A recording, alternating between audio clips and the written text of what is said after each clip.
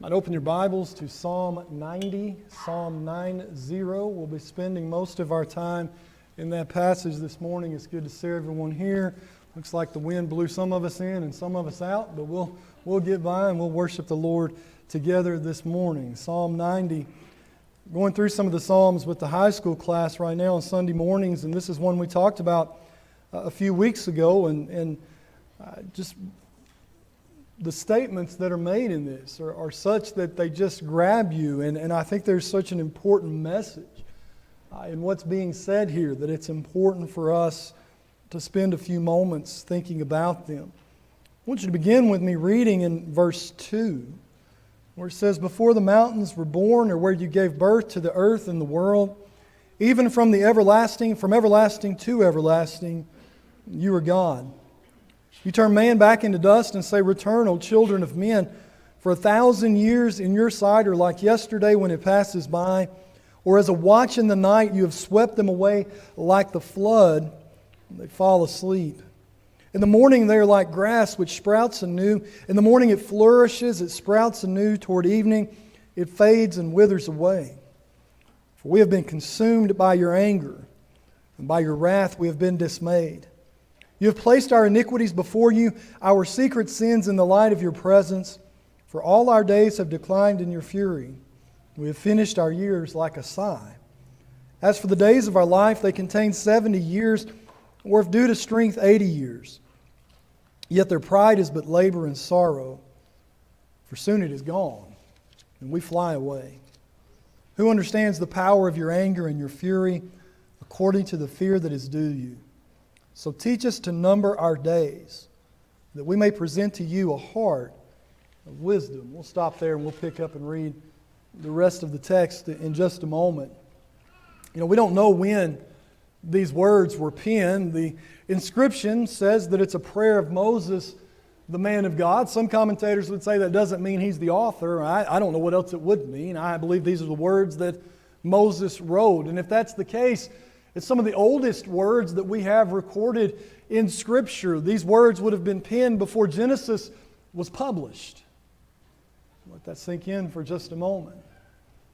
As old and as ancient as these thoughts are, as I read through Psalm chapter 90, it's not hard for me to find myself in those words.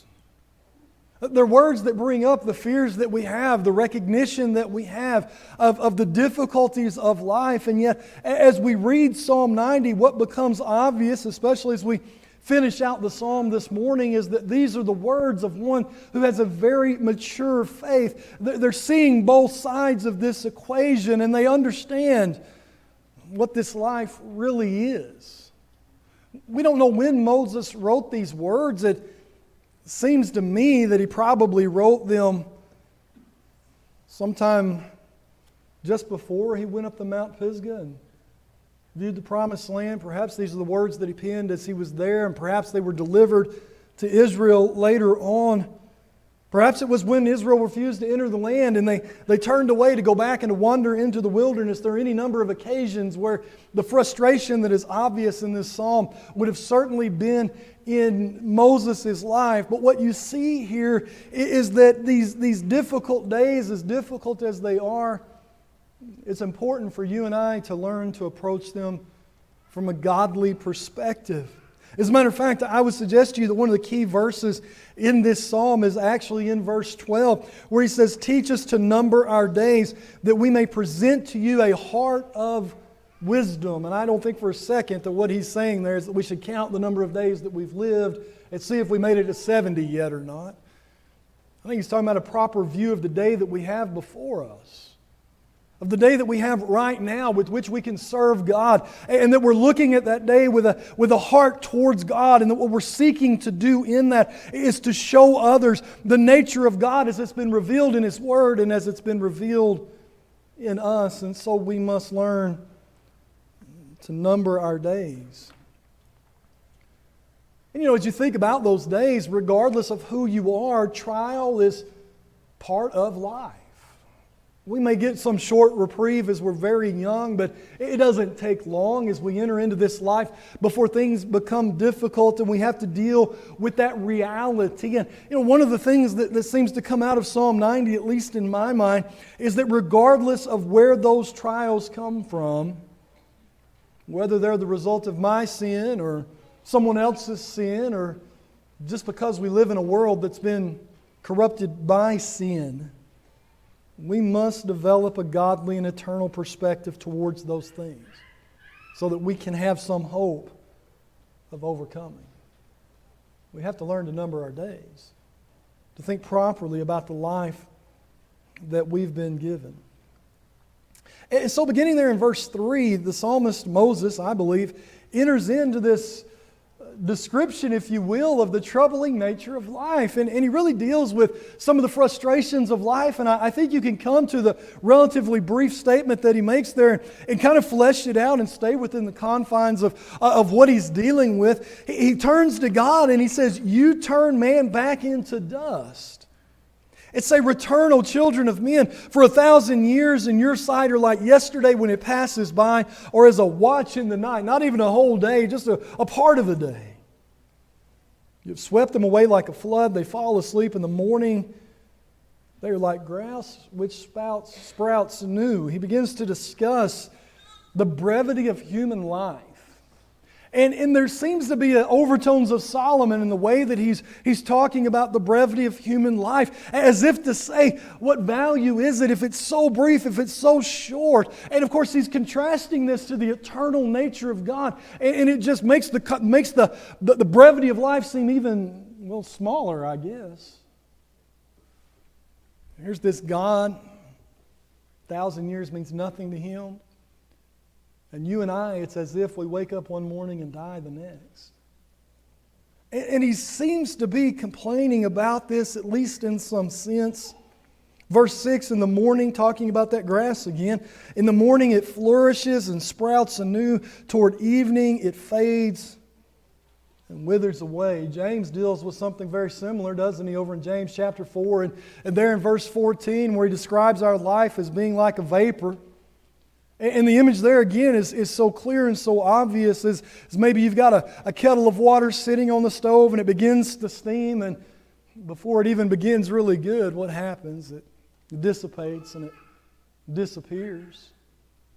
And so in James we might notice from that we need to take advantage of the moment that's placed before us, that we need to demonstrate faith, that we need to find the righteous thing that we could be doing right now, and we need to be giving ourselves over to that, and certainly James would encourage us to do that. But that doesn't seem to be what Moses is saying in Psalm 90. Again, it seems as if he is complaining. And he goes a little bit further. If you're reading from the New American Standard as I am, it's not quite as obvious. There at the end of verse 6 it says, "Toward evening it fades and withers away." The King James, I believe, says "cut off." I was trying to figure out which one of those is true, and I went back and looked. The actual Hebrew term is the same verb that's translated to circumcise in other places. And so that idea of being cut off is exactly the idea that Moses is trying to get across to us. He's not just acknowledging the fact that we come into this world and we don't last very long and then we fade away. What Moses is pointing out is something just a little bit different. He's introducing the concept of calamity into our life, and he's recognizing that life is often shorter even than it should be. That there is something that happens so often, there's something that occurs, and it cuts short that which was already brief. And again, it's this idea of trial, it's this idea of suffering. It's the same thing he's saying there in the beginning of verse 5. You've swept them away like a flood. I don't know if he's talking about the flood there or not. But the image is suitable, isn't it? As man was given their time to live, and before long, God comes along and he calls a halt to it. And every man on the earth, save 8, are killed. Which introduces yet another concept into our mind. Not only is life cut short or sometimes made more difficult because of calamity, just the natural way that the world seems to work as it's been exposed to sin, but life in a sense may be cut short and certainly could be made more difficult because of the very judgments of God. He speaks to that there in verse 7. He says, "For we have been consumed by your anger and by your wrath. We have been dismayed. You have placed our iniquities before you." This pit is getting very deep, isn't it? I mean, here we are, and we're these finite beings, and we're relating to this infinite being. And what that does, at least so far as we've noticed in the text, is it demonstrates how small we are, how insignificant we are. And we begin to look around and we begin to see, well, maybe 70, maybe if by reason of strength 80, and I don't think he's putting arbitrary limits on the length of life. I think he's just noticing what's normal. This is about how long men tend to live. And when you compare that to everything else, to the universe, much less the God that created us, that's not a very long time. That seems so brief. And then our life is full of trouble. Isn't that what Jacob told Pharaoh when Pharaoh was asking him how old he was?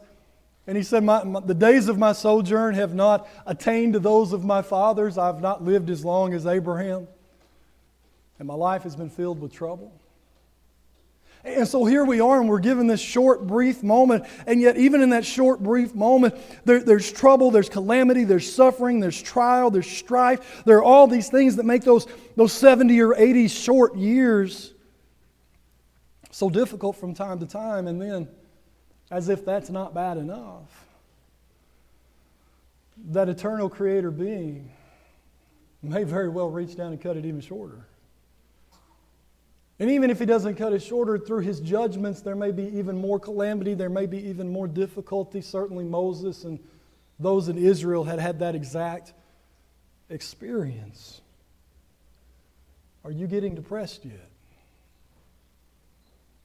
Because I think this is a view of life that should be depressing. It's a view of life that ought to lead us to sorrow. And if this is all that Moses says in Psalm 90, I'm not very interested in reading Psalm 90, but what Moses really wants us to do is to take all of that and turn it over on its head. And stop looking at it from the human perspective, because the brevity that we've been complaining about in effect means we don't have the opportunity to develop the wisdom that we need to understand this brief life that we're living and why these trials are ours. And so what we need to do is, rather than depending upon ourselves and our own intellect and our own wisdom, we need to begin to look at those things through different eyes. We need to begin looking at those things through the eyes that God has given us. I didn't read verse 1 yet, and I did that on purpose. I hope you followed along with me in the way that we approach this psalm, because verse 1 changes everything that we've just noticed. Verse 1 says, "Lord, you have been our dwelling place in all generations." And so rather than setting up a tension between man and God, what Moses is actually doing is expressing the relationship between man and God. And what he's actually doing, rather than so much complaining about how brief our life is, he's extolling God for how great His is. But notice how he does that. "Lord, you have been our dwelling place in all generations." He begins this psalm with two very bold statements, very little introduction here. As a matter of fact, I would suggest to you the very first word of this psalm is a bold statement in and of itself. He begins with the word Lord. Now, oftentimes in our Old Testament Bibles, that's actually the word Jehovah. It is not in this instance. This is Adonai. It doesn't mean Jehovah. It's not the covenant name of God. What he begins by saying, using the word that means master, the word that means king, or as I think he's expressing it here in Psalm 90, the sovereign. The one who has the right to control all of this, and not only the right, but the power to do so. And not only does He have that right and does He have that power, but He exercises it. And so in that very word, as he begins this psalm, Moses is, in our language, turning it over to God, if you will. He's saying, I trust in you. I don't understand all these things, God. But I trust in you. And I know that if I'm going to gain understanding in these things, then I'm not going to find it in my own heart. I'm not going to find it in my own wisdom. I'm going to find it in you and in your sovereign action and in your will, and God, in your wisdom. And then speaking to this Lord, he says, you have been our dwelling place. You have been our dwelling place in all generations. Place a marker there in Psalm 90 and flip over to Deuteronomy. Because there's a couple of different ways that this word could be used. And, we might interpret this word to mean house. You know what a house is? A house is that place you go inside of when the wind's blowing like this, right? It's the place that offers you shelter. It's the place that offers you protection.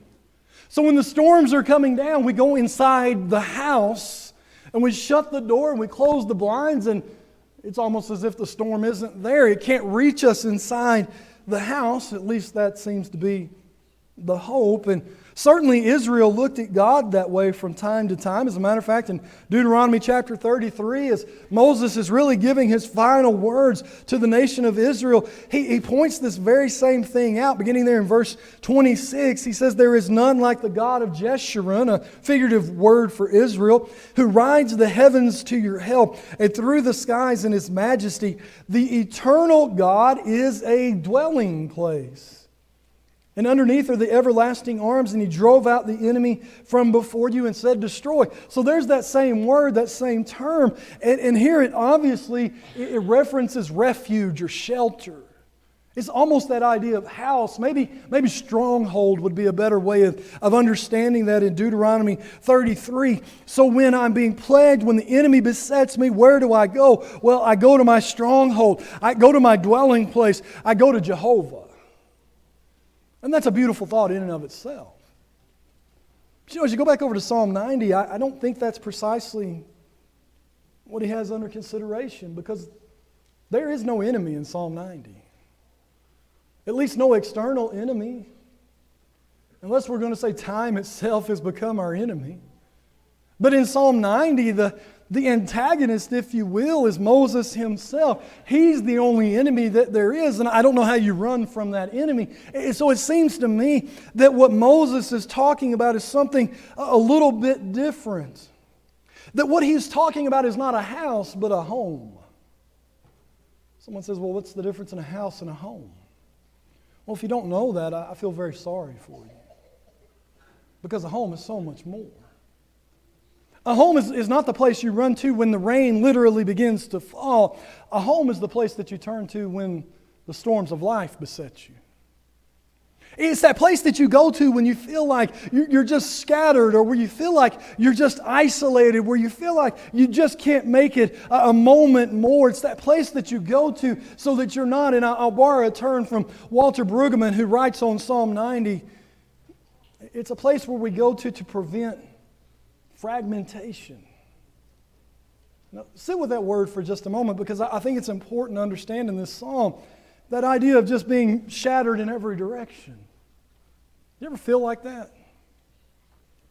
Like there's just so much pulling at you from so many different directions that it's just going to pull you into pieces, and that you, as you currently are, you're just somehow going to cease to be, and you just don't know how to handle that. We often call that anxiety, don't we? Where we just don't know how we're going to deal with the pressures until we feel like we're going to explode. And here's Moses, and he says, I know where to go when I feel that way. I go to the sovereign. I go to the eternal one. And there I find my belonging. It's a place to return to and begin again from. It's that place, that thing that keeps us grounded.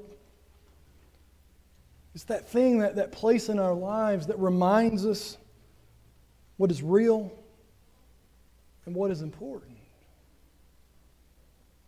And where Moses says he finds that is in God.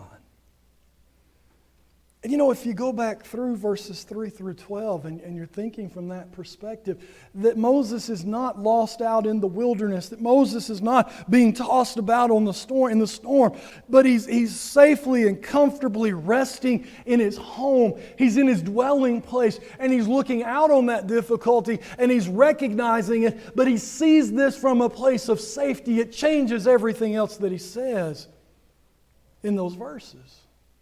Because now what we begin to understand is that if we were not fortunate and blessed enough to have this dwelling place, to have this home, then there is nothing to look forward to. But because we do, even in the difficulties of life, there is reason for hope. Now, we spent about an hour talking about hope a couple of weeks ago. I won't go through all that again, but brethren, it's that hope that allows us to get up each day. It's that hope that allows us not only to overcome the trial that we are currently in, but then to address the one that will come after that. And that might not even be a great way of talking about trials. I'll talk about that again here in just a moment. But it allows us to face each day for what it is. And not only is there hope in this, there's relationship in this. I want you to notice that the psalm does not say that Jehovah or that the Lord builds a home or that He makes a home. The Lord is our dwelling place. Someone says, well, why does that matter? He's not talking about a land or a temple. You see, Moses will never see either one. Well, he might see one of them, but he'll never experience either one. If that's what this is talking about, then Moses is writing about something that he is left out of, and that is a fearful thought, because if we introduce that, Moses is left out. Well, what about me, because I'm no Moses? Do I truly have reason to hope? But that's not what Moses describes. He says, you are our dwelling place. And so he's describing a relationship with God. Now I can begin to accept that and understand that and apply it in my life. And I find great comfort in it, because although Moses certainly sinned, and although Moses by his own actions cut his life short, Moses doesn't go in to Canaan. He went into his dwelling place. He's with his Father. He had relationship with God. And so can we. Even though we may make mistakes, even though we may stumble from time to time, even though we may shame ourselves, even whatever the situation may be, our dwelling place remains.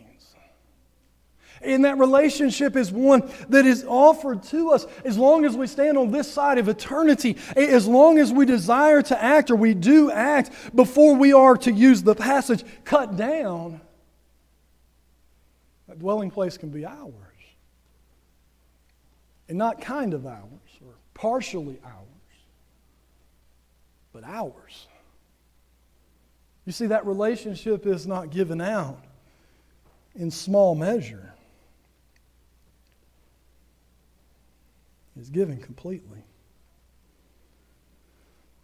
And so now as we think back through verses 3 through 12, what we find is that Moses is comparing the eternality of God to the finite nature or the finitude of man. And we find hope. Why? Because I'm not left to my own resources. It's not up to me and my limited wisdom to make sense of this world and my role in it. Thank goodness. How terrible would life be if it was up to me to figure it out by myself?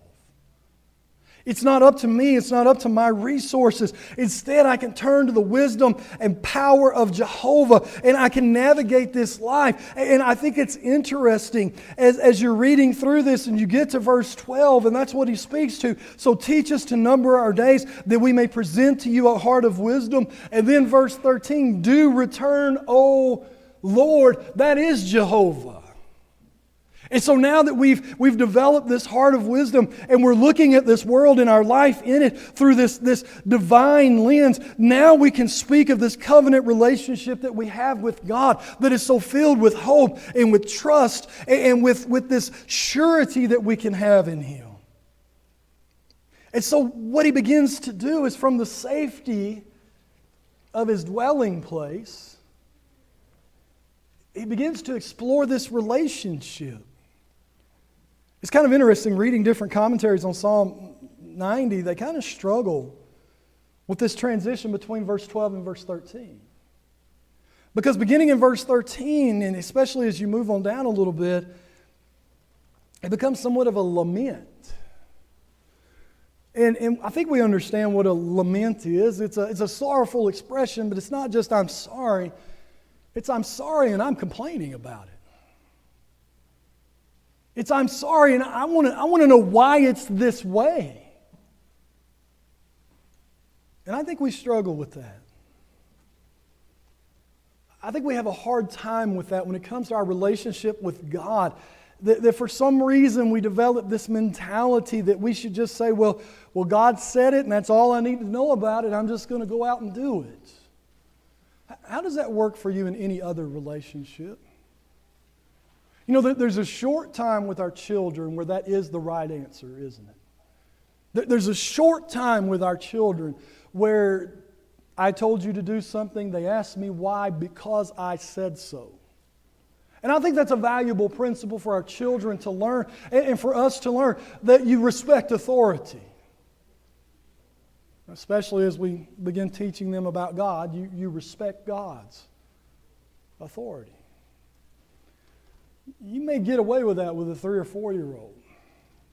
But what happens when you begin to talk to a 12 or 13-year-old that way? If you want to create rebellion in the heart of your child, begin talking to your preteen or your teenager in those terms. Because I said so. Well, let's see how well that worked. No, we need to begin helping them think through life, don't we? Well, because there are dangers involved in what you want to do, my child, and I don't want you to be involved in those dangers. I want you to see that. Let me show you why I'm saying what I'm saying. And we begin to help them understand how to think and how to reason about life. And yet, for some reason, we come along, we open up our Bible, and there's this massive book that opens the very mind of God to us, and we want to read it on the most shallow level possible. And when we're facing a trial and a difficulty, and we need the sword that is the Word of God, we don't even know how to wield it because we failed to ever ask the question, why is it this way, God?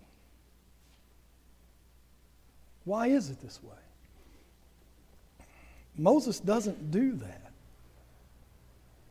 Moses instead turns to God and he says, God, I understand who you are. I see the difference in you and in me. And I know that for the most part, my problems are my own creation. But I also understand that even if that were not so, this life would be difficult and it would be terrible in so many ways. Why is it that way? And how long are you going to wait? How long are you going to allow it to continue? What I begin to see as I begin to read verse 13, do return, O Lord, how long will it be? And be sorry for your servants. What I begin to see here is the reality of the relationship that we should have with God. And what I want you to understand is that the faith that is a part of that relationship is an active faith. Now we'll make that point and we'll talk about obedience. Well, that's true. But it's active in other senses too. It's a faith that is willing to explore. It's a faith that is willing to ask. It is a faith that is willing to reason. It is a faith that is willing to push. Why? Well, it's an act of faith, so it's not me running from God. It's me seeking to understand God more. I want to know who my God is. I want to know why He has chosen to relate with me in the way that He has. I want to understand not just what His commandments are, but what are the principles behind those so that I can ensure that I live my life the way that He would have me to. How do I develop that knowledge? Well, it's not with this mentality that says, well, it just says it. It's with a mentality that says, I want to learn more. I want to struggle with God. I want to see what this relationship is truly meant to be. That word struggle is important.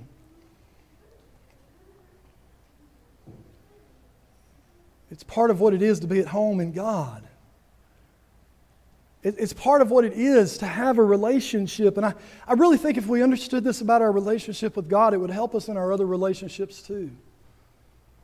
I guess the most obvious example of this concept of a relationship being built around struggle or requiring struggle is the angel of the Lord actually wrestling with Jacob.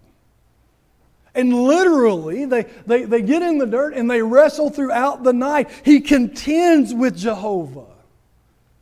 And we read that and we go, whoo, not supposed to do that.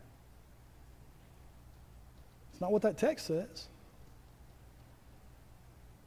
As a matter of fact, it's not until he contends with Jehovah that he becomes Israel, which is an interesting word because it means some different things. If I asked you this morning, what does the word Israel mean? Many of you would say prince. Well, that's true. It also means to contend with. To contend with. Now, when I use that word contend with, we might think of an adversarial type of relationship, and that's not at all what I'm describing. What I'm describing is a real relationship where we want to know what the boundaries are, and we want to know why they are there, and we want to explore those, and we want to know the other with whom we relate, and we understand that that doesn't happen without some struggle. And so we're willing to do that. I think if husbands and wives understood that, we wouldn't have as many problems as we do, especially as we get married young and we have these Hollywood images of what marriage is. And maybe we're even looking at our own parents who've been married for decades and worked through some of the rough spots already. And suddenly we're married to this new person and we fight all the time and we think, oh no, I'm failing at marriage. No. You're in a relationship. Now, how you handle those struggles, how you handle those arguments, that will determine whether or not you fail at marriage. But to have a marriage, to have that close of a relationship in which there is no struggle, is that even possible? I think the better question is it even desirable? Because what happens with Moses, what happens with you, what happens with me is as I struggle within the boundaries of my relationship with God, I become a better person. I become a better representative of who God is. I learn about myself. I learn more about Him. I become more and more able to discipline myself and to live as I ought. Same thing happens to husbands and wives, right? I was 21 years old when I got married. You know how much I knew about being a husband? Whatever the negative number that you could apply to that would be, that's how much I knew about being a husband. I knew nothing and less. But somewhere along the way, you butt heads enough and you struggle enough and you begin to understand, oh, wait a minute. I think this is something a lot of guys have to realize. My wife is nothing like all my guy friends. I might need to talk to her differently. You see, I have to relate to her differently than I relate to other people. And so I have to speak to her differently. I have to change things, right? Same thing happens with parents and children, right? You have these children and you have these ideas. This is what they're going to turn out. They're going to be just like me in this, in all my good traits, both my good traits, and they're going to be nothing like me in all those bad traits I have, right? And then they get their own mind. And it all goes awry, doesn't it? And you have to rethink, well, how do I relate with this person? And there's struggle in that, isn't there? And it's difficult. But what happens? Well, if we'll stick it out and we'll be reasonable and loving and kind and godly, both as parents and as children, the parent becomes better at parenting. And the child becomes better at life. And there's great benefit that rises from that struggle. And it seems to me that that's what Moses is saying here. Teach us to number our days, that we may present to you a heart of wisdom, Do return, O Lord, how long will it be? And be sorry for your servants. O satisfy us in the morning with your loving kindness, that we may sing for joy and be glad all our days. Make us glad according to the days you have afflicted us, and the years we have seen evil. Let your work appear to your servants, and your majesty to their children. Let the favor of the Lord our God be upon us, and confirm for us the work of our hands. Yes, confirm the work of our hands. Confirm for us the work of our hands. You know, I mentioned this idea of trials a moment ago, and I've been thinking a lot about this lately, and I think I've done you a disservice in the way I talk about those. Because I tend to talk about trials almost like waves at the beach, right? One after the other. But that's really not how the Bible presents trial.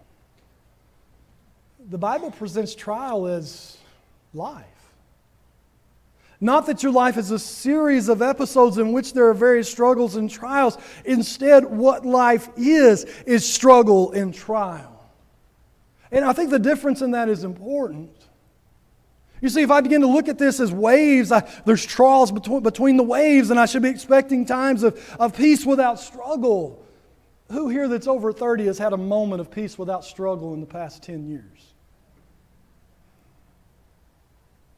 No, I may have peace, but I'm struggling here and I'm struggling there, or I'm struggling in this relationship, or I'm struggling in this responsibility, or this or that thing is going on. And I may look at different areas of my life and I may see, well, right here in this little sliver, but everywhere else. So we got Psalm 23. So the Lord's my shepherd and I shall not want. Beautiful. But then I find myself somewhere I don't want to be. Yea, though I walk through the valley of the shadow of death, I will fear no evil. Well, can I go back over there where the shepherd was? Who do you think is walking you through the valley? And that valley is not a moment, it's not a month, it's not a year. That valley is your life. And so I'm walking through that valley, the valley of the shadow of death, trial and darkness and sin and everything that is involved in this life. But I'm with the shepherd. So I shall not want. And we begin to talk about this table that he sets before me. And I think I've had the wrong idea of that in my mind my entire life. I've always seen that as what we receive when we come through the valley. So we come out of the valley and we get lunch, I guess is what I had in my mind. And yet that's not at all what's being described there. The idea of the table is table land. The idea is that the shepherd has gone before us and he has made sure that land is suitable. But guess where it is? It's in the valley. It's in the valley. And so even though in the presence of my enemies, I'm experiencing and enjoying the provisions of God, it's not after the valley, it's not instead of the valley. It is me learning to live life trusting in the shepherd. Lord, you are my dwelling place. And so as I'm looking at the struggles that life presents, and they may vary and they may be different, and there may be different ones in different stages of life, this is what life is. Why? When are the times, if you're married, that you've drawn closer to your family, to your wife, to your children? Is it in those easy days? Or is it in those times of trial? If we've been anchored in our dwelling place and we followed our shepherd, I know the answer to that. It's in those times of trial. When is it that I grow closer to the shepherd? Well, it's not while we're out in the green grass and there's nothing to be concerned about. It's when the trials are besetting us and we begin to realize there's nowhere else to turn. And so Moses calls us. He calls us to peace, but not peace absent struggle. He calls us to peace in God. I want to leave you with one idea because I think this is so important, because The reality of trial is that so much of trial is my fault. So much of what I suffer through in this life is of my own doing. It's me acting outside of wisdom. It's me not giving enough attention to what God would have me to do. It's me stepping outside the boundaries of that relationship, leaving my dwelling place, wandering from my shepherd, if you will. It's me choosing to sin against my God.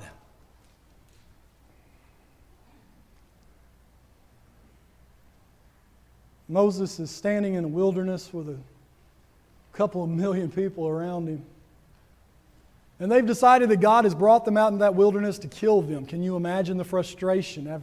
Having seen everything that God has done, they're standing there for about the 5th time, and they're saying that we don't have water, and because we don't have water, God doesn't love us. God doesn't care for us. He brought us out here to kill us. Last time we didn't have water, it came from a rock.